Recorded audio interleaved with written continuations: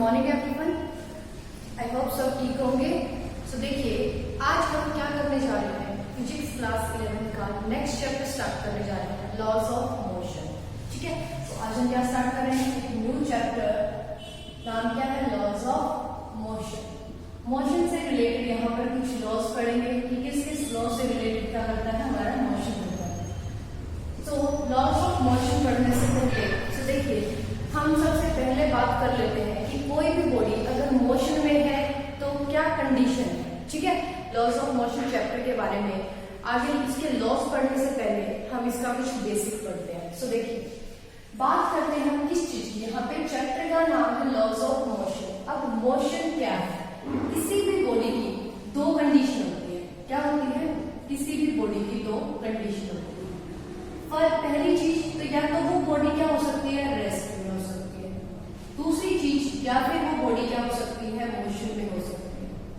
अगर हम कहते हैं कि बॉडी क्या है, रेस्ट में, तो क्या किसके विद रिस्पेक्ट, कब कैसे पता चला हमें कि कोई बॉडी है वो रेस्ट में है या फिर वो मोशन में है। सो देखिए, अगर कोई बॉडी अपनी सराउंडिंग के विद रिस्पेक्ट, ठीक है, किसके विद रिस्पेक्ट, सराउंडिंग के विद रिस्पेक्ट अगर अपनी पोजीशन को चेंज ना करें, ठीक है, क्या चेंज नहीं कर रही है body, never change their position, never change their position, अपनी पोजीशन नहीं बदल रही, किसके with respect, with respect to surrounding. ठीक है, any body never change their position with respect to surrounding, that body is known as at rest. ठीक है, उसी बॉडी को हम कहेंगे कि वो बॉडी क्या है, रेस्ट में है, क्योंकि वो जहां पर रखी थी वहीं पे अभी रखी हुई हमें मिल रही है। सो देखिए, मोशन में कब होगी, जब कोई भी बॉडी क्या करती है, चेंज करती है, किस चीज को, पोजीशन को। ठीक है, अगर कोई बॉडी अपनी पोजीशन को चेंज करती है विद रिस्पेक्ट टू सराउंडिंग, किसके विद रिस्पेक्ट, सराउंडिंग के विद रिस्पेक्ट, तो उस बॉडी को हम क्या कहते हैं कि ये पर्टिकुलर बॉडी किस चीज में है, मोशन में है।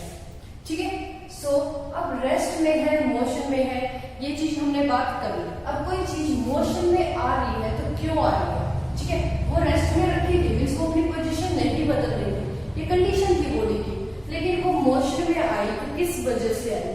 सो कोई भी बॉडी है वो मोशन में आती है तो किसी ना किसी फोर्स की वजह से आती है। किसकी वजह से आती है, फोर्स की वजह से मोशन में आती है।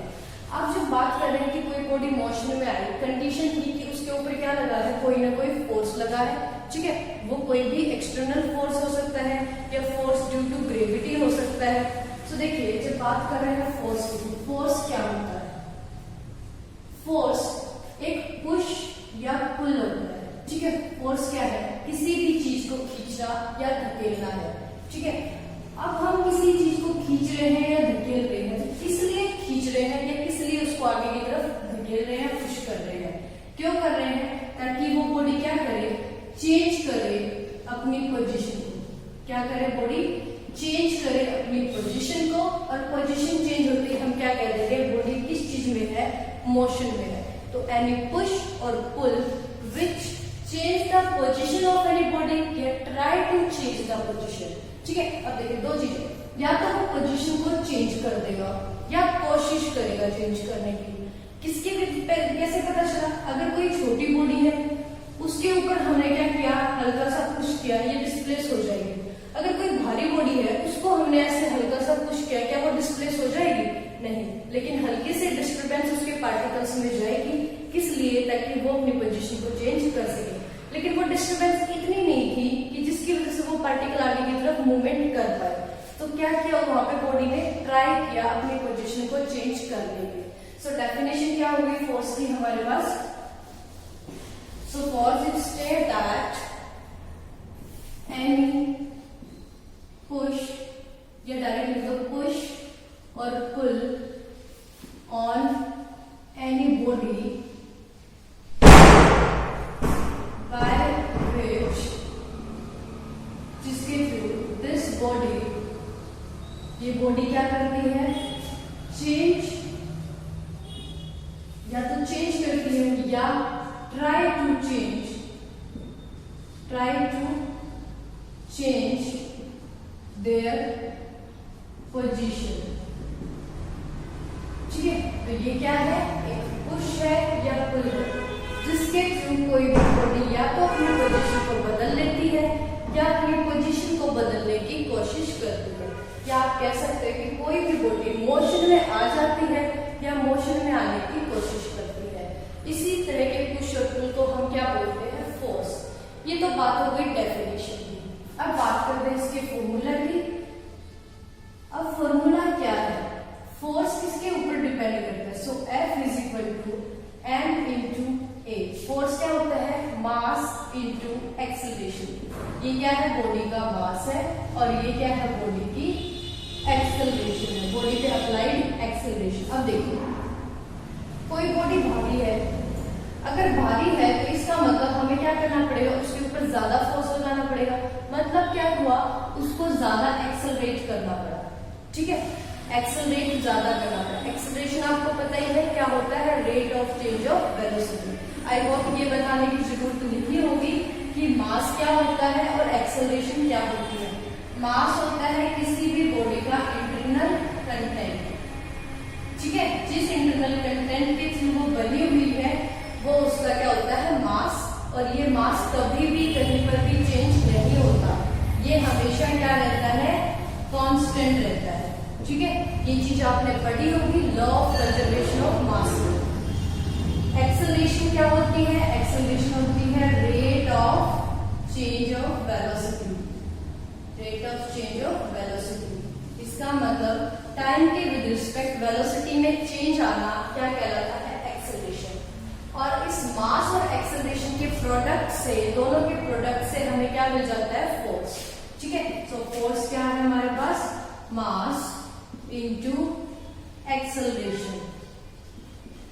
अब यहां से देखिए हमें जब फॉर्मूला पता है तो हम यूनिट भी निकाल सकते हैं। सो फोर्स की आपको बहुत सारी यूनिट्स नजर आएंगी, कौन कौन सी यूनिट फोर्स की और कहां कहां से ये रिलीज होती है। तो देखिए फोर्स के बारे में सबसे पहले किसने बताया, आइजैक न्यूटन ने। किसने बताया, आइजैक न्यूटन ने। किससे रिलेटेड, फोर्स से रिलेटेड कंसेप्ट को। आइजैक न्यूटन ने फोर्स से रिलेटेड कंसेप्ट के बारे में बताया तो उसने क्या किया, इसकी एसआई यूनिट को क्या प्लेस कर दिया, एसआई यूनिट का भी नाम न्यूटन रख दिया, ठीक है। तो अब हमसे कोई पूछे इंटरनेशनल सिस्टम के अकॉर्डिंग, इंटरनेशनल सिस्टम के अकॉर्डिंग फोर्स की यूनिट क्या है, तो इंटरनेशनल सिस्टम के अकॉर्डिंग फोर्स की यूनिट है न्यूटन, जिसको कैपिटल एन से हम क्या करते हैं, डिनोट करते हैं। इस तरीके से कैपिटल एन से आपको लिखा मिलेगा, ठीक है। अब ये जो न्यूटन है, ये उसने अपने नाम से यूनिट रख दी तो ये किसी ना किसी चीज के इक्विवेलेंट होती है। तो किसकी इक्विवेलेंट होती है, वो इक्विवेलेंट होती है हमेशा फॉर्मूला यूनिट के। अब देखिए फोर्स का फॉर्मूला था मास इनटू एक्सेलरेशन और इसकी यूनिट का नाम रख दिया न्यूटन। सो इन सबको क्या करो, इसके यूनिट्स के साथ रिप्लेस करते जाएंगे तो हमें क्या मिल जाएगा कि ये जो न्यूटन यूनिट रखी है ये किस यूनिट के इक्विवेलेंट है। तो यहां से देखिए फोर्स की यूनिट न्यूटन है तो किसके इक्वल है, यहाँ फोर्स था मास इनटू एक्सेलरेशन। मास की यूनिट होती है किलोग्राम, एक्सेलरेशन की यूनिट होती है मीटर पर सेकेंड स्क्वायर। कंबाइन करें तो किसके इक्वल आ गया, किलोग्राम मीटर पर सेकेंड स्क्वायर, ठीक है। सो किलोग्राम मीटर पर सेकेंड स्क्वायर को ही क्या नाम दिया गया है, न्यूटन। अब हमसे कोई कह दे, हमें पता चल गया कि जो न्यूटन है वो किस चीज के इक्विवेलेंट है, जो एसआई यूनिट है, इंटरनेशनल सिस्टम ऑफ यूनिट के अकॉर्डिंग फोर्स की जो यूनिट है वो न्यूटन है। और ये न्यूटन किस चीज के इक्विवेलेंट आ गई, किलोग्राम मीटर पर सेकेंड स्क्वायर के इक्वल आ गई है। तो अगर हमसे कोई कहे 1 न्यूटन को डिफाइन कीजिए, सो 1 न्यूटन किसके इक्वल हो जाएगा, ये भी 1 हो जाए और ये चीज भी 1, मीन्स 1 किलोग्राम मास और 1 मीटर पर सेकेंड स्क्वायर क्या हो जाए, एक्सेलरेशन। सो 1 kg मास के ऊपर क्या लगाई गई है, 1 मीटर पर सेकेंड स्क्वायर की एक्सेलरेशन जब हम अप्लाई करेंगे तो वो हमें क्या देगी, 1 न्यूटन फोर्स प्रोड्यूस करेगी, ठीक है। सो कोई भी पूछ सकता है कि डिफाइन 1 न्यूटन या 1 न्यूटन फोर्स को डिफाइन करो, ठीक है। 1 न्यूटन क्या हो गया, 1 Newton is the amount of force applied, कब अप्लाई हुआ, टू डिस्प्लेस, किसी भी बॉडी को डिस्प्लेस करने के लिए, किस बॉडी को, जिसका मास 1 kg है, ठीक है। 1 kg बॉडी को डिस्प्लेस करने के लिए हमने क्या किया, 1 मीटर पर सेकेंड स्क्वायर एक्सेलरेशन अप्लाई की और इन दोनों का प्रोडक्ट हमारे पास क्या आ गया 1 न्यूटन। आई होप यहाँ तक किसी को कोई डाउट नहीं होगा कि ये किसके इक्विवेलेंट होती है। ये तो बात कर ली हमने किस चीज की, एब्सोल्यूट यूनिट एसआई सिस्टम के बारे में, ठीक है। ये तो किसमें है, एसआई सिस्टम में। अगर यहीं पर हम बात करें सीजीएस सिस्टम की, CGS means centimetre gram second. Centimetre gram second का जो सिस्टम है, इस सिस्टम के अकॉर्डिंग फोर्स की यूनिट क्या होती है, इस सिस्टम के अकॉर्डिंग फोर्स की यूनिट होती है डायन, ठीक है, dy/NA डायन। अब देखिए एसआई सिस्टम में यूनिट थी न्यूटन, सीजीएस सिस्टम में यूनिट है डायन। तो अब ये डायन किसके इक्वल है, यहां से देखिए एसआई सिस्टम में तो हमने क्या किया, एज पर एसआई सिस्टम इनकी यूनिट्स लिखी, ठीक है। देखिए कैसे फाइंड आउट करते हैं और उसके बाद हम दोनों यूनिट्स में क्या करेंगे, रिलेशन फाइंड आउट करेंगे। सो देखिए फोर्स हमें पता है मास इनटू एक्सीलरेशन है, तो इन दोनों को किस तरह से हम अलग अलग सिस्टम में ड्राइव कर सकते हैं। Force is equal to mass into acceleration. इस यूनिट को न्यूटन रखा एसआई सिस्टम के अकॉर्डिंग, तो इसकी एसआई सिस्टम में यूनिट क्या होती है, मास की यूनिट होती है किलोग्राम, एंड एक्सेलरेशन की यूनिट क्या होती है, मीटर पर सेकेंड स्क्वायर, ठीक है। कंबाइन कर दिया तो 1 न्यूटन इज इक्वल टू क्या हो गया, किलोग्राम मीटर पर सेकेंड स्क्वायर आ गया, ठीक है। ये तो आगे थी किसमें, एसआई सिस्टम के अकॉर्डिंग। ये एसआई सिस्टम में है तो एसआई सिस्टम वाले की मास और एक्सेलरेशन की यूनिट हमने पुट की। यहाँ देखिए डायन कौन से सिस्टम के अकॉर्डिंग है, सीजीएस सिस्टम के अकॉर्डिंग। अगर हम सीजीएस सिस्टम लेते हैं तो सीजीएस सिस्टम क्या कहता है, C for centimetre, it means length किसमें मेजर होगी, सेंटीमीटर में, जी मीन्स ग्राम, मास जो है वो ग्राम में मेजर होगा, and S stand for second, और टाइम किसमें होगा, सेकेंड में होगा। तो यहाँ देखिए फोर्स था मास इनटू एक्सेलरेशन। अब फोर्स की यूनिट क्या है सीजीएस सिस्टम के अकॉर्डिंग, डाइन, ठीक है। क्या है सीजीएस सिस्टम के अकॉर्डिंग फोर्स की यूनिट, डाइन। तो यहाँ से देखिए डाइन इज इक्वल टू क्या हो जाएगा, अब मास की यूनिट क्या है इसके अकॉर्डिंग, मास की यूनिट है ग्राम। एक्सेलरेशन की यूनिट क्या हो जाएगी, एक्सेलरेशन वैसे क्या होता है, वेलोसिटी अपॉन में टाइम होता है, ठीक है। और छोटा डिवाइड करेंगे तो वेलोसिटी क्या है, डिस्प्लेसमेंट बाय टाइम है। तब तक उस चीज को आप क्या करते रहो, ब्रेक करते रहो जब तक वो क्या नहीं हो जाती, बिल्कुल सिंपलेस्ट फॉर्म में नहीं आ जाती। सो एक्सेलरेशन की वेलोसिटी अपॉन में टाइम, वेलोसिटी को फिर ब्रेक किया तो क्या आ गया, डिस्प्लेसमेंट अपॉन में टाइम। यहां से देखिए डिस्प्लेसमेंट मतलब डिस्टेंस या लेंथ, किस चीज में मेजर करते हैं इसको, इस सिस्टम में करते हैं सेंटीमीटर से, अपॉन में टाइम, टाइम को किससे करते हैं, सेकंड से, लेकिन यहाँ पर क्या है, टाइम 2 टाइम्स है ना, तो सेकंड क्या हो गया, सेकंड की पावर 2 सेंटीमीटर पर सेकंड स्क्वायर। ये क्या आ गई, एक्सेलरेशन की यूनिट आ गई सीजीएस सिस्टम, तो ये क्या हो गया, gram centimetre second square. I hope यहाँ तक समझ आया होगा। तो देखिए हमें क्या पता चल गया कि डाइन इक्विवेलेंट होता है ग्राम सेंटीमीटर पर सेकंड स्क्वायर के, और न्यूटन इक्विवेलेंट होता है किलोग्राम मीटर पर सेकंड स्क्वायर के।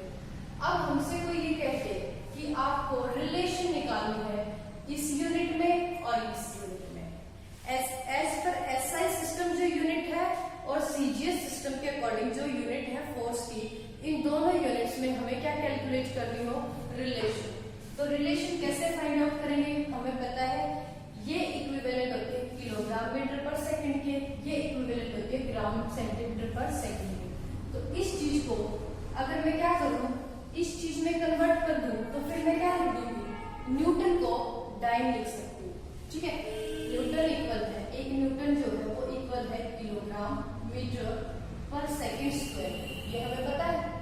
इस चीज को हम कन्वर्ट करते हैं, ये इक्वल टू क्या है, किलोग्राम को ग्राम में कन्वर्ट करेंगे क्या बन गया, 1000 ग्राम, क्या बन गया 1000 ग्राम मीटर पर सेकंड स्क्वायर। देखिए सेकंड स्क्वायर यहाँ पे है, सेकंड स्क्वायर यहाँ पे है, कन्वर्ट क्या करना है, सिर्फ मीटर, मीटर को किस में कन्वर्ट करना है, सेंटीमीटर में। सो एक मीटर में कितने सेंटीमीटर होते हैं, 100 सेंटीमीटर, ठीक है। So 1 metre is equal to 100 centimetre से 100 से मल्टीप्लाई कर दिया, ये सेकंड स्क्वायर वो सेकंड स्क्वायर, कोई दिक्कत नहीं है, ये डायरेक्ट सेंटीमीटर पर सेकंड सेकंड स्क्वायर हमने यहाँ पे लिख दिया। ठीक है, इनको कंबाइन करते हैं, ये क्या बन गई 10 की पावर 3, ये क्या है 10 की पावर 2, इसको लिख सकते हैं 10 की पावर 3 मल्टीप्लाई इसको लिख सकते हैं 10 की पावर 2। बेस से पावर क्या हो जाएगी ऐड, तो क्या बन गई 10 की पावर 5 ग्राम सेंटीमीटर पर सेकंड स्क्वायर, और ये इज इक्वल टू क्या है 1 किलोग्राम मीटर पर सेकंड स्क्वायर। अब ये इज इक्वल टू था 1 न्यूटन के, इसके प्लेस पे मैं न्यूटन लिख दूं, और ये इक्वल टू किसके था टाइम के, इसके प्लेस पे क्या लिख दूं मैं टाइम, तो मुझे क्या मिल गया कि जो 1 न्यूटन है वो इज इक्वल टू क्या है 10 की पावर 5 डाइन के। आई होप इस रिलेशन को आप इजीली फाइंड आउट कर पाएंगे कि एक न्यूटन और एक डाइन की क्या रिलेशन है। सिर्फ आपको पता होना चाहिए फॉर्मूला यूनिट में न्यूटन किसके इक्विवेलेंट है, ये इक्विवेलेंट है किलोग्राम मीटर पर सेकंड स्क्वायर के, और डाइन जो सीजीएस सिस्टम के अकॉर्डिंग, तो सीजीएस सिस्टम के अकॉर्डिंग वो किसके इक्विवेलेंट होगी ग्राम सेंटीमीटर पर सेकंड स्क्वायर के। तो हमने करना क्या है किलोग्राम मीटर पर सेकंड स्क्वायर को ग्राम सेंटीमीटर पर सेकंड स्क्वायर में कन्वर्ट करना है। सेकंड स्क्वायर ये सेम है, कोई चेंज नहीं आएगा। किलोग्राम को ग्राम में चेंज किया 1000 से मल्टीप्लाई होगी, मीटर को सेंटीमीटर में चेंज किया तो 100 से मल्टीप्लाई होगी, सारे पावर्स को कंबाइन किया तो क्या आ गया 10 की पावर 5। ठीक है, अब ये चीज हमें पता थी ये न्यूटन के इक्विवेलेंट है, ये चीज पता है डाइन के इक्विवेलेंट है, तो हमने रिप्लेस कर दिया, सो 1 न्यूटन आ गया 10 की पावर 5 डाइन न्यूटन।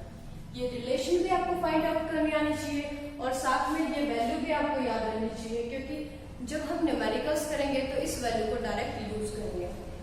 सो आगे चलते हैं, देखिए फोर्स की और क्या क्या यूनिट होती है। अभी तक हमने फोर्स की क्या पढ़ी है 4 यूनिट पढ़ी है। ठीक है, ये भी यूनिट फोर्स की है, पेपर में आपको क्या मिलेगा फोर्स की कई सारी यूनिट लिखी मिल जाएगी, और कोई ये पूछ सकता है इनमें से फोर्स की कौन सी यूनिट नहीं है, तो देखिए ये भी फोर्स की यूनिट है, इक्विवेलेंट है न्यूटन के, ये भी फोर्स की यूनिट है, इक्विवेलेंट है डाइन के, तो ये होगी ये भी ये वाली और ये वाली, टोटल क्या होगी 4 यूनिट हम पढ़ चुके हैं। आगे देखिए बात करते हैं नेक्स्ट यूनिट की। सो नेक्स्ट यूनिट क्या है किलोग्राम वेट। ठीक है, अब ये किलोग्राम वेट यूनिट कहाँ पे यूज की जाती है, ये यूज होती है जब ये जो फोर्स है ना ये अर्थ की एक्सेलरेशन के थ्रू अप्लाई होता है।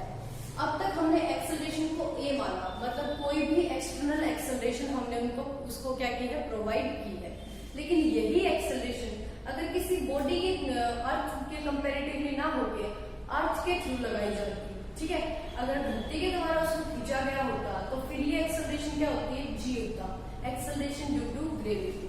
उस केस में जो फोर्स की यूनिट होती है, फोर्स की यूनिट, उस केस में फोर्स की जो हम यूनिट निकाल रहे हैं वो यूनिट क्या होती है किलोग्राम वेट।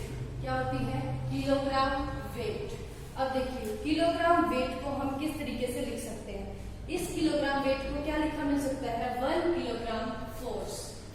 ठीक है, ये 1 किलोग्राम वेट किसके इक्वल होता है 1 किलोग्राम फोर्स के भी इक्वल होता है।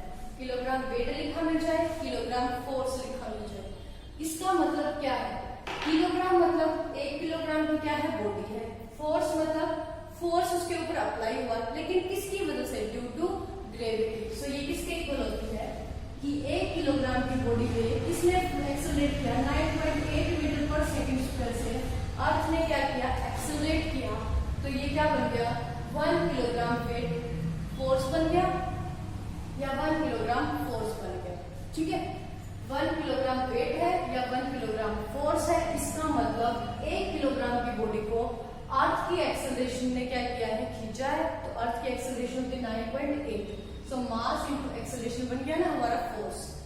सो यहाँ से वैल्यू अगर हम कैलकुलेट करें तो इस चीज को सिंप्लीफाई करके क्या आ रहा है, ये आ रहा है 9.8 न्यूटन। हमने लिया क्या था, हमने लिया था 1 किलोग्राम वेट या 1 किलोग्राम फोर्स, कन्वर्ट किस में कर दिया न्यूटन में। क्या क्यों कैसे किया, ये जो वेट या फोर्स था ये किसके थ्रू था एक्सेलरेशन ड्यू टू ग्रेविटी के थ्रू था, तो ग्रेविटी की वैल्यू रख के हमने मल्टीप्लाई कर दिया तो ये किस में कन्वर्ट हो गया न्यूटन में।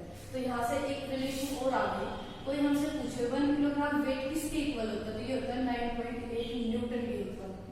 ठीक है, ये वैल्यू भी हमारी न्यूमेरिकल्स के टाइम पे बहुत काम आएगी, या लिखा मिल जाए 1 किलोग्राम फोर्स किसके इक्विवेलेंट, 1 किलोग्राम फोर्स और वेट तो बात एक ही होती है ना, तो ये भी इक्वल टू क्या हुआ 9.8 न्यूटन। आई होप यहाँ तक समझ आया होगा। सो देखिए, इससे भी अगर हम थोड़ी और छोटी यूनिट में कन्वर्ट करें तो क्या कर सकते हैं, इसको हम किलोग्राम की जगह ऐसे भी तो बोल सकते हैं ग्राम वेट। ग्राम वेट का मतलब क्या हो जाएगा, बॉडी 1 किलोग्राम की ना होगी, कितने की है 1 ग्राम की है। उस केस में देखिए अगर हमें कन्वर्जन करना हो तो कैसे करेंगे।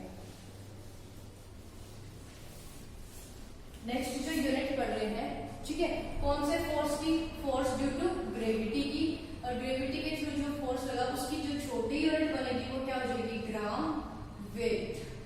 अब ग्राम मतलब 1 किलोग्राम की, सॉरी 1 ग्राम की है हमारे पास बॉडी, 1 ग्राम की बॉडी मल्टीप्लाई वेट मीन्स क्या होता है, अर्थ की एक्सेलरेशन लगी है 9.8 मीटर पर सेकेंड स्क्वायर, ठीक है। लेकिन यहाँ पर मीटर में ना पुट करके हमें किसमें करना पड़ेगा, वेट अगर हमारा जो बॉडी का मास है वो किसमें है, ग्राम में है। अगर बॉडी का मास ग्राम में है तो मीटर की बजाय क्या करना पड़ेगा सेंटीमीटर, और सेंटीमीटर करने के लिए इसकी क्या करनी पड़ेगी 100 से मल्टीप्लाई। तो ये मीटर पर सेकेंड स्क्वायर की बजाय किसमें कन्वर्ट हो गया सेंटीमीटर पर सेकेंड स्क्वायर में। अब इसको सिंप्लीफाई करें तो क्या आ गया 980 सेंटीमीटर पर second square into 1 gram is equal to क्या है ग्राम वेट की। आई होप यहाँ तक समझ आया होगा। सो देखिए इसको सिंपल किया क्या आ गया, ग्राम वेट जो है वो इक्वल टू किसके आ गया 980 ग्राम सेंटीमीटर पर सेकेंड स्क्वायर की बना गया। अब आपको न्यूमेरिकल्स में जहां पे भी ग्राम 1 ग्राम वेट लिखा मिल जाए, ठीक है, कुछ ग्राम वेट लिखा मिल जाए तो आपने क्या करना है उसको न्यूटन में कन्वर्ट कर लेना है या फिर फोर्स की जो स्टैंडर्ड यूनिट है उनमें। अब हमें क्या पता है ग्राम सेंटीमीटर पर सेकेंड स्क्वायर किसके इक्वल होता है 9 के इक्वल होता है। तो मैं क्या चाहूँ तो इसको अगर रिप्लेस करके लिखना चाहूँ तो ऐसे भी तो लिख सकती हूँ 980 10 ये सीजीएस सिस्टम में, और पहले वाला क्या था एस पर एसआई सिस्टम। आई होप ये चारों रिलेशन आपको फाइंड आउट करनी आई होगी कि किलोग्राम वेट क्या होता है, ग्राम वेट क्या होता है। किलोग्राम वेट है तो मल्टीप्लाई करना 9.8 मीटर पर सेकेंड से, पर सेकेंड स्क्वायर से, और ग्राम वेट है तो मल्टीप्लाई करना है सेंटीमीटर में कन्वर्ट करके 980 सेंटीमीटर पर सेकेंड स्क्वायर से, ठीक है। लेकिन फिर भी अगर किसी को फोर्स की किसी भी यूनिट से रिलेटेड कोई डाउट है, कोई बॉडी किस तरह से मोशन में आती है और फोर्स की जो न्यूटन और डायल के बीच में जो रिलेशन है वो रिलेशन ना फाइंड आउट करनी आए तो आप उसको कमेंट करके बता सकते हैं, ठीक है। Thank you for watching this video.